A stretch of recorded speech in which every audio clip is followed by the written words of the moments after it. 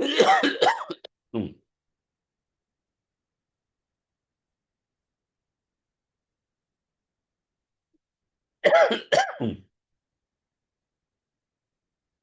Yeah. So this is for people like us who are also like busy performing actions and getting little bit of happiness here and there from our actions.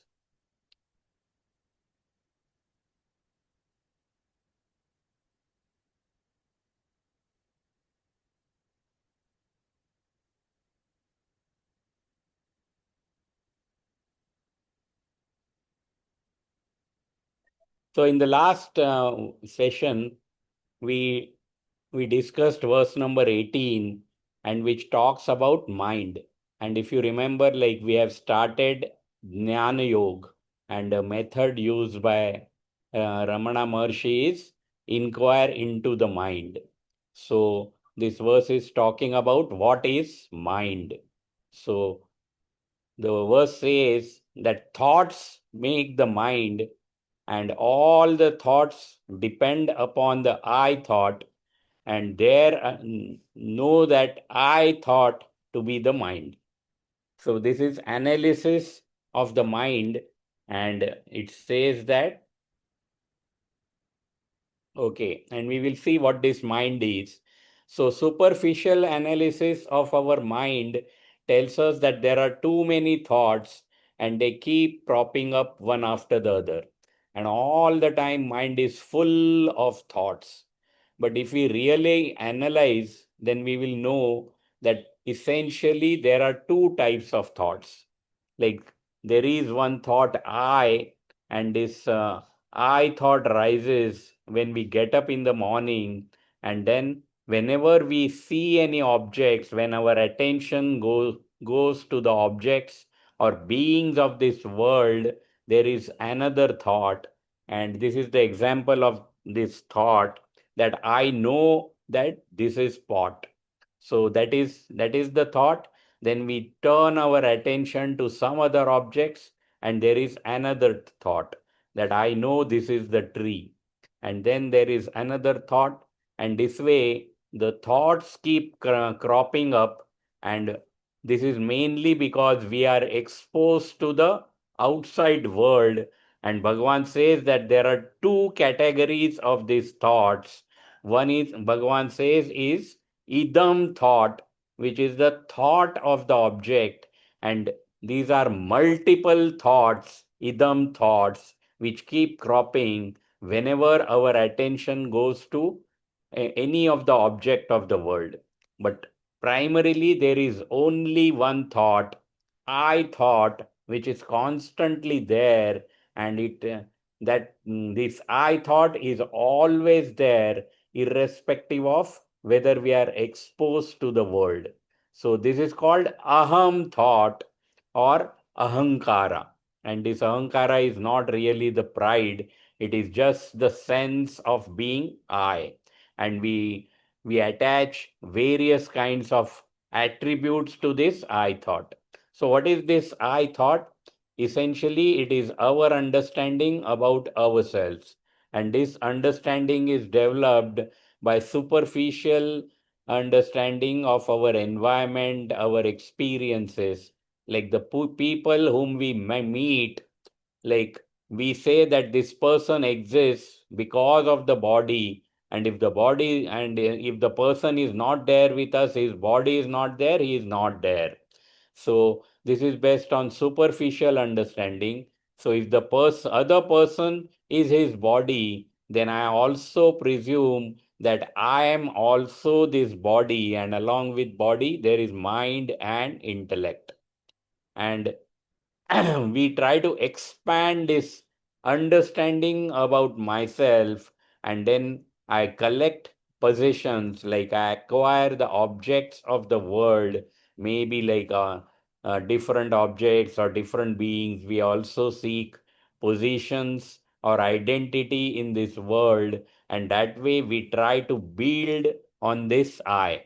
So whatever, like if somebody asks us, who are you? And whatever we say, that is our understanding of I, and this is the aham bhav, which is all the time there.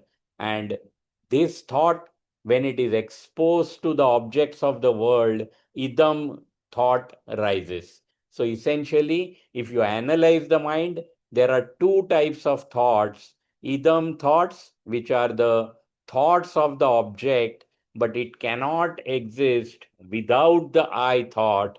And that's why I thought has to be there, and it is there all the time.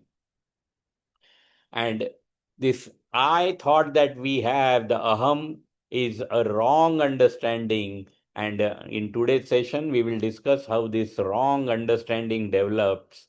And because of this wrong understanding, saying that I am this body, mind, and intellect, what are the ill effects of this? We have always a nagging feeling that I am finite, decaying, dying individual. Like this is because we get identified with a limited and temporary entity, body, and that's why there is always this feeling of being incomplete, being unfulfilled, and that is the cause of that, of the sorrow that we have all the time. And in order to become complete or fulfilled, I have lot of desires for the world, because I am exposed to this glittering world, and I feel that by acquiring the objects of this world, I will become complete or fulfilled. So, all the time, our mind is planning to acquire these objects and get some happiness out of these objects or beings. And the entire reason for this pursuit of happiness is because of wrong understanding that I am the body, mind, and intellect. So we talked about like how this I comes, like this I is a small I, and this is like my initial understanding of my myself, and I want to expand this I. So I keep acquiring objects and positions of the world. See, this I keeps becoming bigger and bigger. Actually, my uh, I have this feeling of being incomplete and unfulfilled. So I want to make myself complete. I want to make myself infinite. And by acquiring these limited objects of the world, I try to become infinite. But it's not going to happen. So there are only two ways to get rid of this wrong understanding. One is through bhakti path, where it happens by surrender.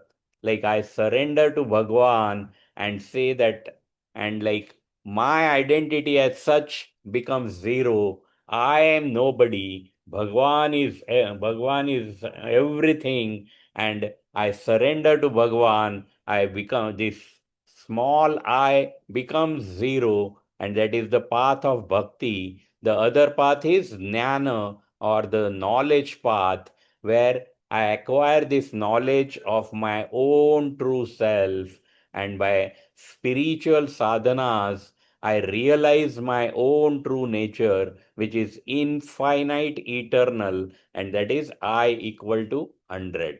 So we saw like what is this wrong understanding about myself, that is the aham bhav, and there are only two ways to get rid of this wrong understanding or the sorrow arising out of this wrong understanding. So today we will discuss verse number 19. Ahamayam kuto bhavati chinvatah aipat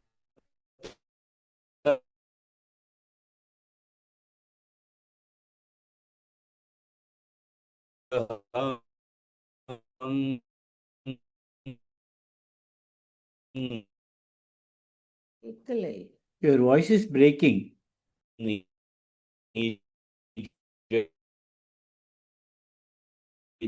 Charanam. Ashwin has that there.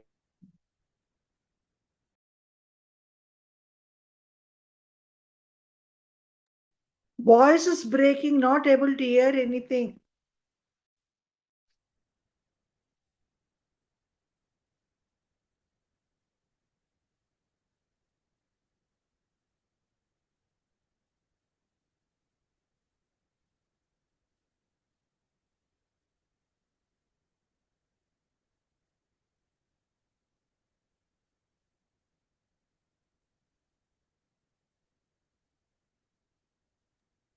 Sorry, Not I had hear problem anything. with the Now network. we are able to hear. Yeah. Okay. Sorry. Noted. Noted, Upadesha. Sorry. Just a moment. Yeah.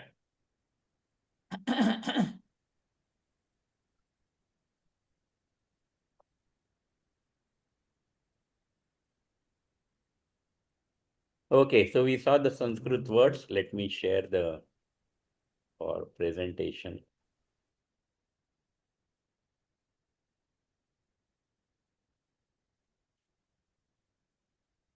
Yeah. You can hear, right? Yeah. So the meaning of this shloka is, from where does this I thought arise? And we are supposed to inquire this way. And Bhagavan says, the one who inquires this way, for him that I thought, the ahankara falls, and this itself is the self inquiry. And Bhagavan says that this is the direct path. So we will, direct path is like, uh, you directly, instead of like assuming a problem that mind is a problem and try to quieten the mind, what you should do is you have to inquire about this problem itself, which is the mind, and mind is nothing but the I thought. So when you inquire into the I thought, this I thought itself falls, and that's why it is direct path. Okay, so we need to read. Yeah. Umaji, can you read? Yeah, I can read today, yes. Yeah. I read only the first paragraph. First para, yes, please. Yeah. When we inquire into the nature of the mind as indicated in verse 17, the mind begins to vanish. Innumerable thoughts in the mind get reduced to merely two thoughts, I thought and this thought. These two thoughts again get reduced to a single thought, the I thought. This one thought too disappears when we shift our attention to the source of this I thought. When the substratum or support is inquired into, the superimposition gets destroyed and the support alone remains. The pure I or self alone remains and the I thought disappears. Okay, yeah.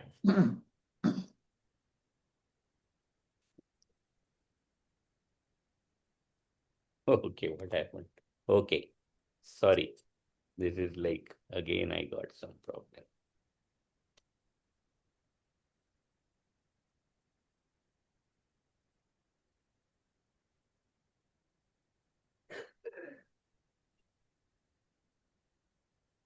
Yeah, Yeah, let me just check if recording is on. Yes, recording is on. Sorry. Okay, so Bhagavan says that if you inquire into this I thought itself false.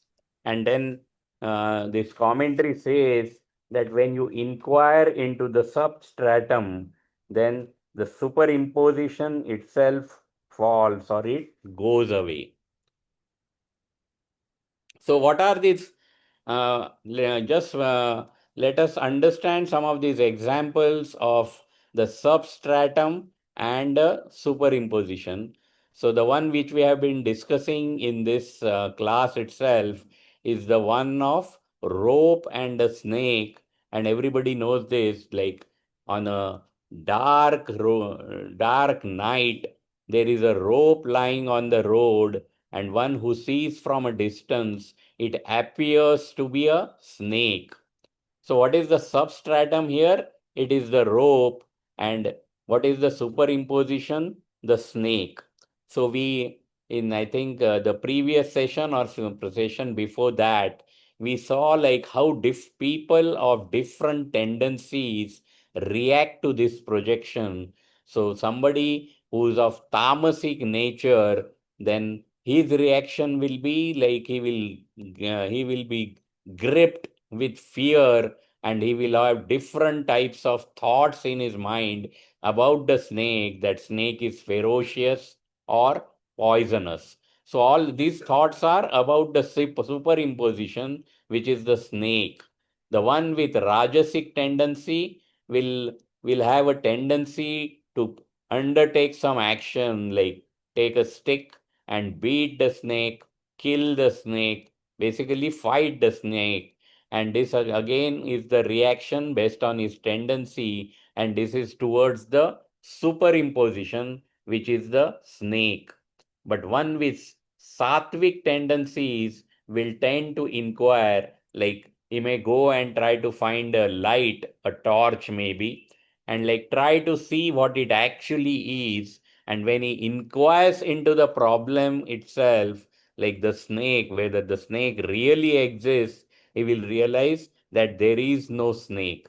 So when you inquire, the superimposition goes away. It's only an illusion, and you realize what is the actual reality. And the reality here is the rope and snake, which is the superimposition, totally disappears, and you get to know the reality. So this is one example where when we inquire into the superimposition or the problem and try to get to the root of it, the superimposition itself vanishes. The second example is when we are watching a movie in a movie hall, there is a screen, a white screen, and on which uh, the movie is projected through light and sound. So when there is pitch dark, we get so engrossed with the images that are appearing on the screen and the sound that we get totally engrossed in this make believe, which is a movie. But when we try to inquire into the actually what it is, like basically if we switch on the light in the movie theater, the reality appears, and whatever we were watching the movie, that that illusion disappears. Like a simple example, if we are watching it with a small kid, and when it's pitch dark, like suppose we are watching this in a movie, in a not in the movie theater, in a home.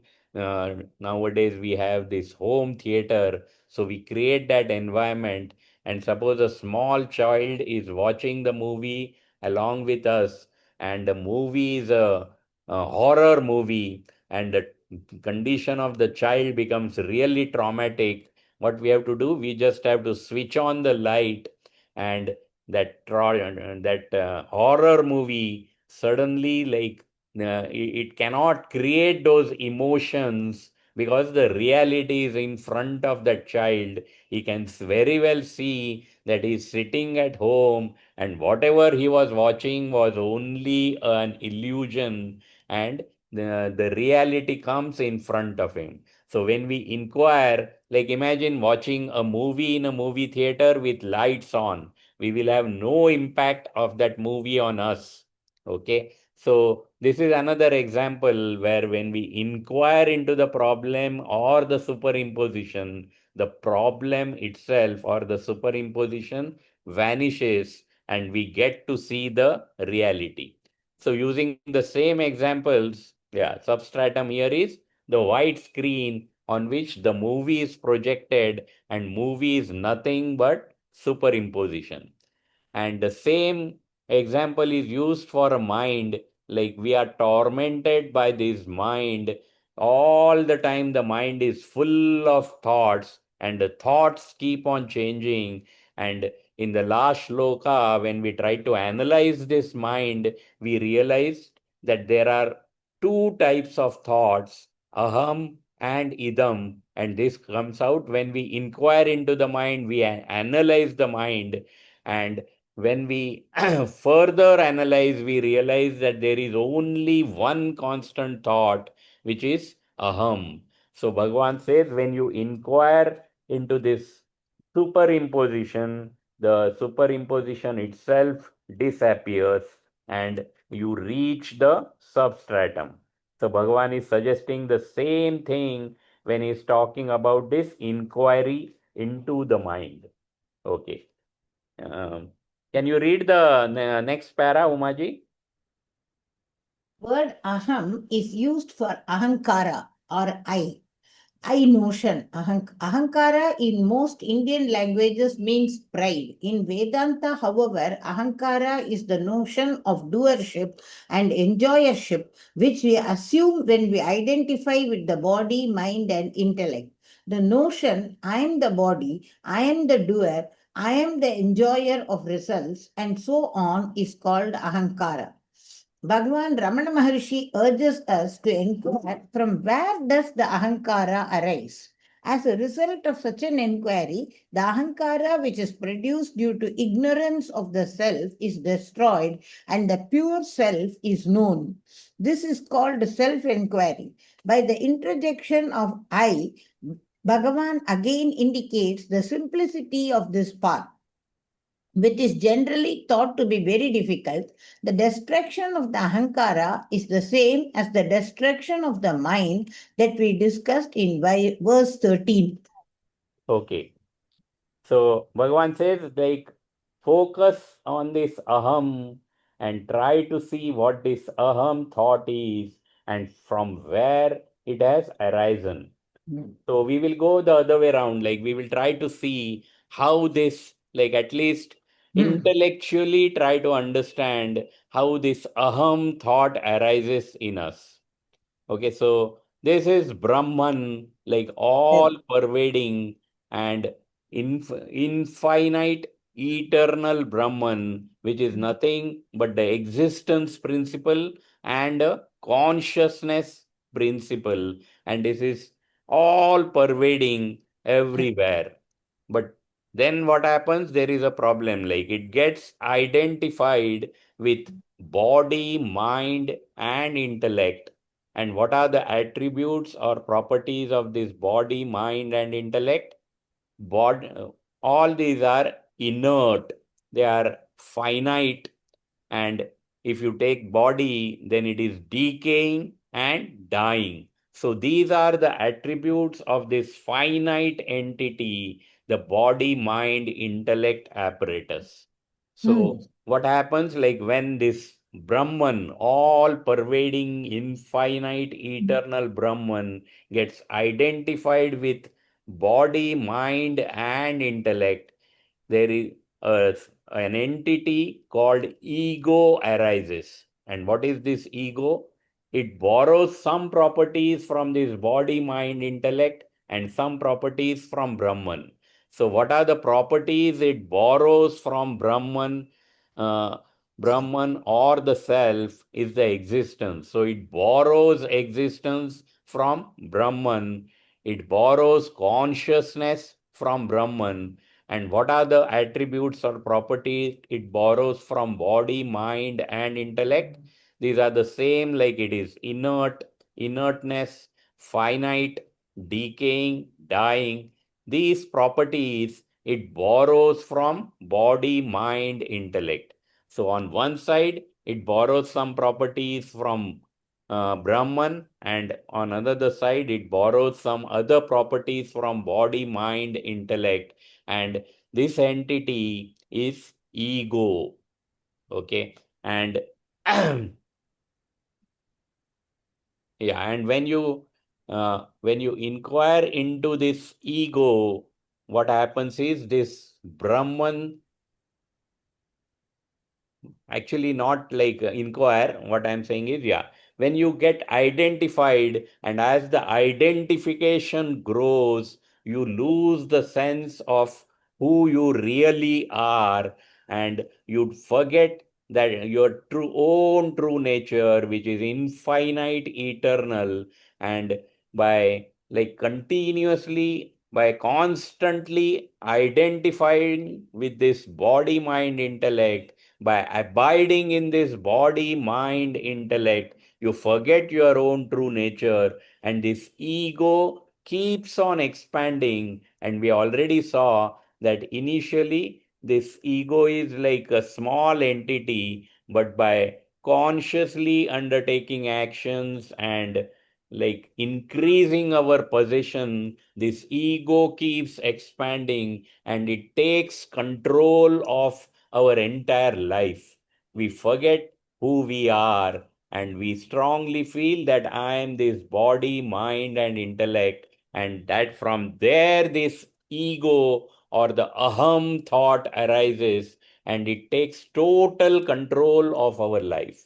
And if you have to understand this with an example, uh, okay, there is a marriage ceremony which is planned, and all the people, both the families, the family from bridegroom and bride, they are preparing for this marriage, and suddenly one elderly gentleman come into that family, like visits them, like comes into that planning thing, and he tries to like dictate terms, he tries to throw his weight around, and he starts giving orders to everybody who's involved. Now the people from bride side, they think that he is some important member of the bridegroom's family, and the people and the family of bridegroom, they think that he is some important member of the bride's family. So he starts like throwing his weight around. Nobody knows who is it, but everybody makes an assumption that he's some important person. Bridegroom's family thinks from he's from bride's family. Bride's family thinks he is from bridegroom's family. So nobody's sure like about him. And when people start inquiring like who this person is, whether he belongs to this family or that family, is he really powerful? When people start inquiring that he's actually called Money Mama, okay, that Money Mama totally disappears. He just vanishes when people start inquiring about who he is. So, similarly, this is ego who actually dominates our life, who controls our life, and we actually are like servants to this entity called ego, and we never actually inquire who this ego is. But when we inquire, it vanishes. So how to inquire into this ego, we will see like in the shlokas after this.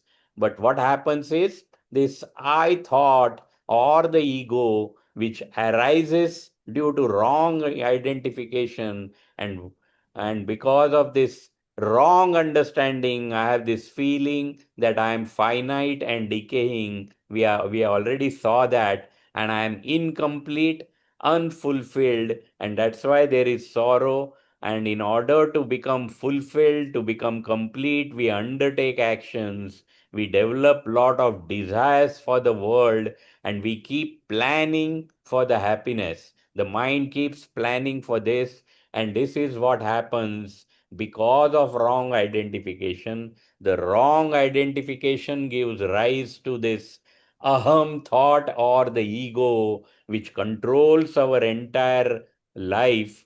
And what is the process of inquiry? Like, this is only the initial part of this inquiry, and we saw that there are two types of thoughts, which is like first is idam thought. So what you do, you just focus first on this idam thought, like be a witness to this idam thoughts, and we realize that when we observe these thoughts reduce, and eventually they disappear, and maybe for a fleeting moments we really become witness, and that time we realize that mind has really quietened, and this is only the first part of this inquiry.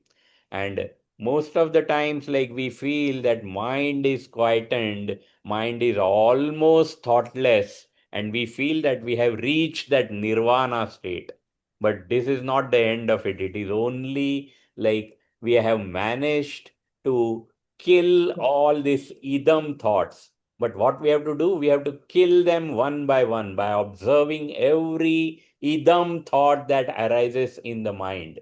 But even if we kill these idam thoughts through inquiry or by observing these thoughts, there is one thought which is like, you may say, hiding behind, which is the substratum of all these idam thoughts. So that is the second stage, and we don't even realize. We just feel very peaceful. We thought that we have reached this thoughtless state, but there is one thought. It is not thoughtless, and that is this aham thought. And what is the method of killing this? Like we have to inquire into this aham thought or focus on this aham thought. But if the mind is not pure, we will be able to reach this state of thoughtless meaning killing all the idam thoughts. And if the mind is not pure, then this aham thought, the single thought, the substratum, will still be there, and we will not even be aware of that thought, because it is a combination of this aham thought and consciousness which is being witness to idam thoughts, and it kills the idam thoughts. But aham thought is still there, and if the mind is not pure, then this aham thought will be very, very difficult to kill. And not only that, we will not be even aware of this aham thought. So a purified mind is required, and that's why like all these initial shlokas were about purification of the mind. And and as I said, like that one thought is still there, which is aham thought. And if we try to find aham thought with that thought, it's not going to be successful. It is like something similar to trying to find a criminal, and that criminal itself comes in the uniform of a police. And we ask that police in like actually the criminal in the uniform of police to find that criminal, and it's not going to happen. And it can happen only when the mind is purified. So this is the revision. Actually, we can say, as I said, purified mind is required to kill this just one thought, which is substratum, the aham thought, and this is the process of purification. So verses 1 to 3 talked about karma yoga, and the way we are performing actions right now is with selfish attitude. So we have to rise above this pity, selfishness, and that is what is karma yoga. Offer all actions to Bhagwan, and this was verses 1 to 3.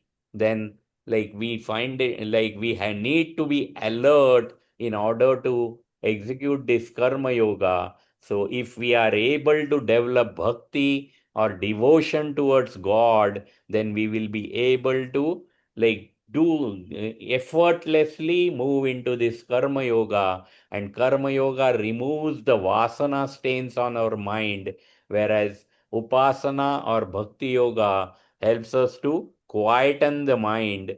Then we also learned about ashtanga yoga, which is verses 11 to 12, which is basically like fine tuning the body and the mind. And finally, when the mind is pure, it is like ready for this inquiry. And when we are just doing undertaking these sadhanas, and we are novice, then in this meditation process we may be successful, like with some amount of practice, to kill these idam thoughts and quieten the mind. But unless the mind is purified, we will not be able to like kill this one thought, which is the substratum, the aham thought. So in this session today we discussed about the aham thought, and why the mind needs to be purified. And this killing of aham thought can happen only with Bhagwan's grace. And with Bhagwan's grace we will get conducive environment. And what is this environment? It can be external environment, like where usually like we have paucity of time, like we always complain that we don't have time for sadhanas. So if we are able to get this Bhagwan's grace, then in the external environment there will be lot of changes. Like we may have a lot of time available for our sadhanas. We will get a teacher or the guru, and company of like-minded people also. Like usually, like the company in which we stay, they are more worried about these worldly matters. So with Bhagwan's grace, our external environment may be improved, which will enable us to practice all these sadhanas. There will be no obstructions or obstacles. And internal environment also, we will develop interest towards this knowledge. The doubts will be cleared, and we will develop intellectual understanding of all these concepts. So what we are talking about is like in the initial stage, even though mind is not purified, we will be able to quieten the mind by being witness to these idam thoughts. But in order to kill the I thought, we need to purify the mind, and our job is only to purify the mind. And when we are in the process of purifying this mind, we will have Bhagwan's grace, because of which we will be able to kill this aham thought itself. And when we kill this aham thought, what happens? That is there in the next verse. So, in today's session, we talked about this aham thought, that it is a substratum, and how important it is to kill this aham thought. We also saw how this aham thought comes into being, and what is this aham thought, that also we discussed. Now in this video, like this is again a video by Eckhart Tolle, which tells us how this ego that we talked about, how it manifests in our life in different ways. Okay, so we will watch this video. Yeah.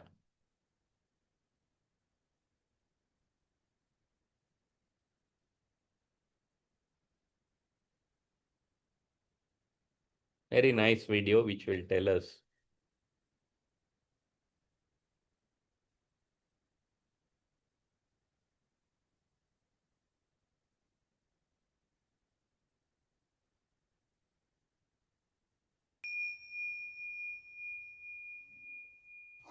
Most people derive their sense of identity, their sense of who they are, from the movement of thought. Then the child goes up, more and more identifications come. People that you the movement of thought in their head. Thought identifies with certain things as you begin to grow up. It identifies with the first possessions that you have, the toys. It identifies with the name that you are given.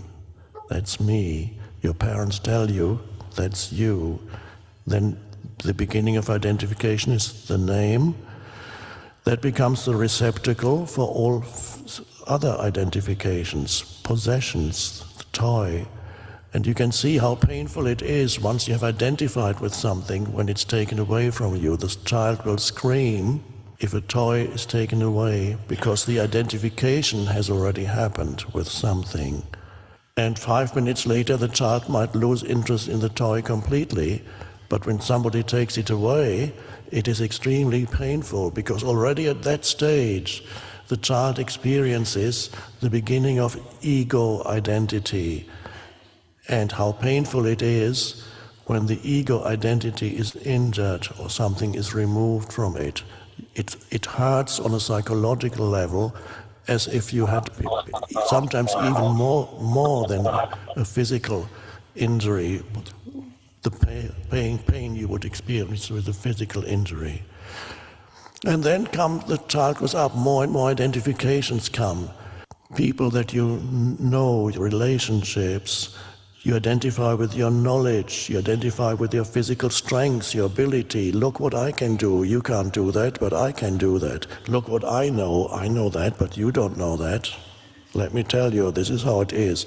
Opinions, you accumulate opinions about this and that, and nothing wrong, everybody has opinions, but the opinions become part of your sense of self. You identify with these thoughts that constitute those opinions. So the opinions, which are thought forms, are imbued with a sense of self. There is a self in them, a me. And you can notice that when somebody starts to question your opinion, you get defensive or upset or aggressive or fearful. You might even become, well, not you, but a very unconscious person may even become violent, physical aggression. Why? Because somebody questioned my opinions.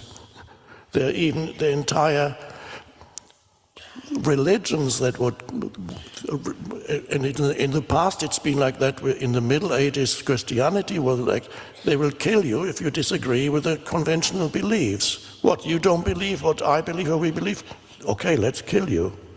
Ego, egoic identity, whether personal or collective ego. They are the two aspects of ego.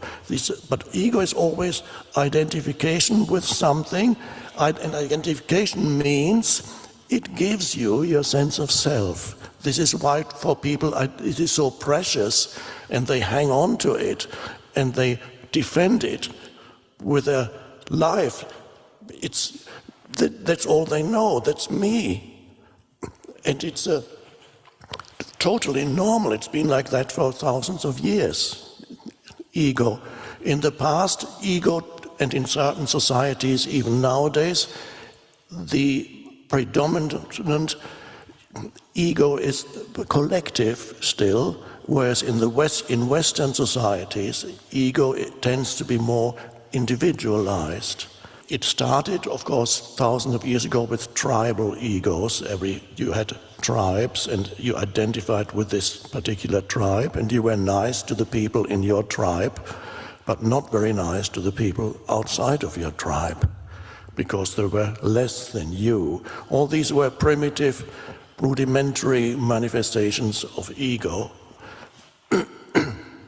But whatever it is, ego means you have a bundle of thoughts, predominant thoughts, as I said, opinions, likes, dislikes, the story of who I am, what people did to me, what I did, what I've achieved, what I know, what I can do, what I possess. And these are all really thought forms, and they give you your sense of self. It's very normal, and you cannot stop a child from developing that kind of identity. It's a normal progression.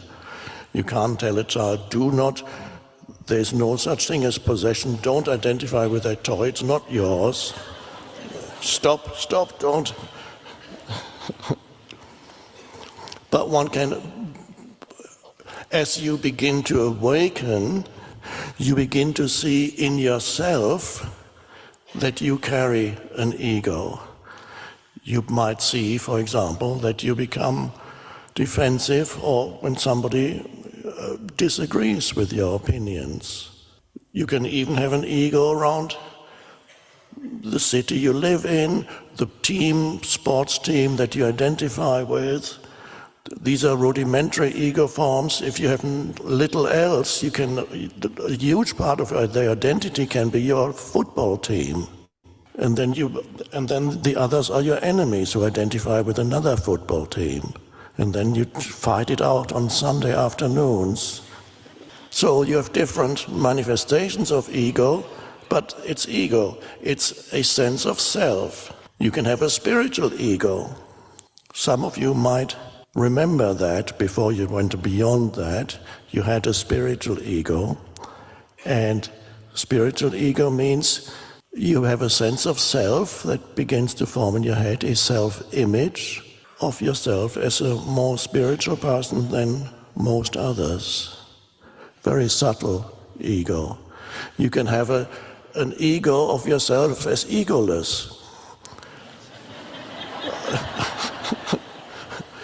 A self-image that says, I am one of the most egoless humans on the planet. And it's hidden. It doesn't necessarily explicitly say, I am the most egoless person on the planet. Well, it might do, but usually it's more hidden. It's implied. You look down on others who still have their egos, whereas I'm free of it. And these are more subtle forms. It's this ego, it's a more subtle form of ego than the person who gets into a fight against the opposing fans of the other football team, soccer team, whatever it is. But it's the same mechanism is behind it. And ego also, you always recognize it that it compares itself with others. The moment you meet somebody, or even just you see somebody in the street, the ego goes into comparison mode, and usually the result of comparison mode of the ego is it comes to the conclusion that you are either inferior or superior to the other. Of course, it wants to be superior if it can, but it just doesn't work sometimes. And the ego tends to select the thing that is your strong point. That's where it will then focus on.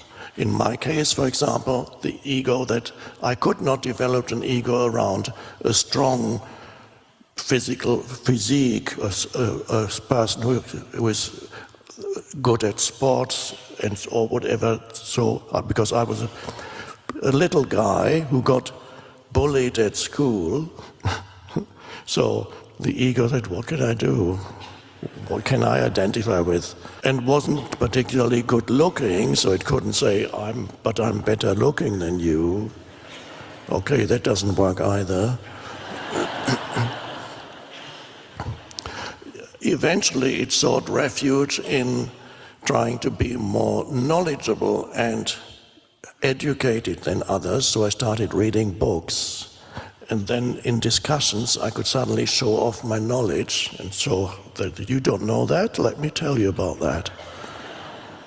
Okay, that worked for a while.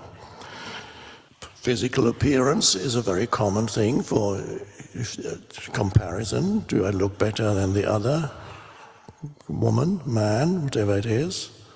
And then you look in the mirror, and this is greatly enhanced these days by the technology that's available to us through Facebook and selfies.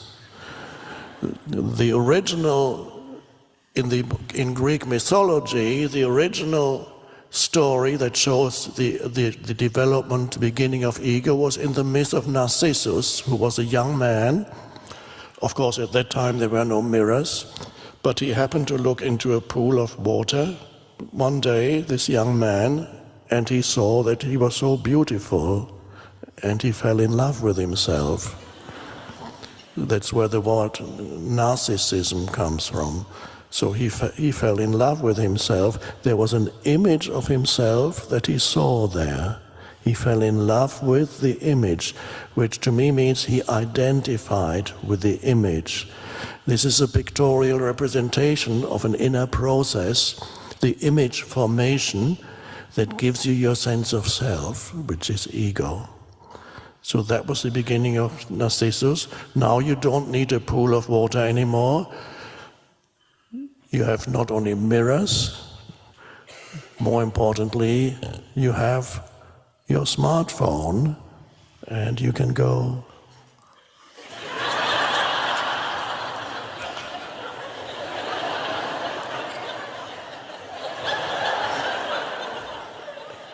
And then you send it out into the world. You're not confined anymore to one person looking at you or two people. You send it out into the world and hundreds of people suddenly see you. And then you're waiting for your egoic feedback, which usually comes in the form of little comments like, cool. I like it. And if it's not you, you take a picture of the rest. You're in a restaurant and you're eating this lovely meal. I am eating this meal, me. Look how great this meal is that I am eating. Oh. And of course, many people who look at other people's posts feel diminished a little bit. Because their life is so interesting. And then what you do, you have to also pretend that your life is interesting and select all those things that make your life look interesting. In other words, and this especially young people, your life merges with a fiction, a fictional image which is available to the public. And you don't know it. This is an extension of egoic identity that has become possible through technology. Very seductive, but also extremely limiting. It's a huge trap. The ego, of course, is never satisfied, not for long. It always is in a seeking mode because it doesn't feel fulfilled. It doesn't feel I am enough. It feels I'm lacking in something, which may be either money or knowledge or looks or relationship, significant relationship, all kinds of things I'm lacking in, not enough. So it's in seeking mode. But as it's pointed out in this book called The Course in Miracles, it says, the dictum of the ego is, seek but do not find. So it's always seeking, and because it's always seeking for the next thing, which implies the future is extremely important for the ego. It looks to the next thing. There's a continuous reaching out, an inability to be present here and now. That's all part of the unconsciousness that I call. Unconsciousness is, in this terminology, complete identification with the mind, and this is where the ego resides. It resides in your mind. It is a mental formation. It is a kind of fiction that every human being creates for themselves, and of course you get a lot of feedback, so the particular fiction that you create for yourself depends to a large extent on the culture that you grew up in, the people you grew up with. They will tell you who you are as a child, and then you become conditioned by your surroundings, the surrounding culture and your family and so on.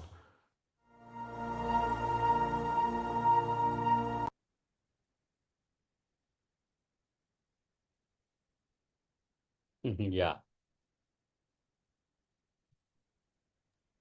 Yeah, very nice And very feedback. subtle. Very, very nice. Very nice. Intellectual ego is the most difficult thing to remove, no?